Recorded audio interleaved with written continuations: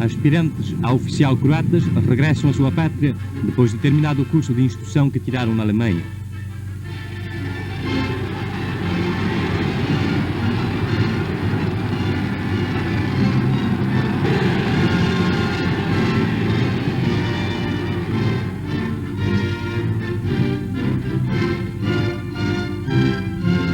O chefe de Estado-Doutorante Pavelic, procedendo à promoção dos jovens oficiais, tem lugar em presença de representantes de nações amigas.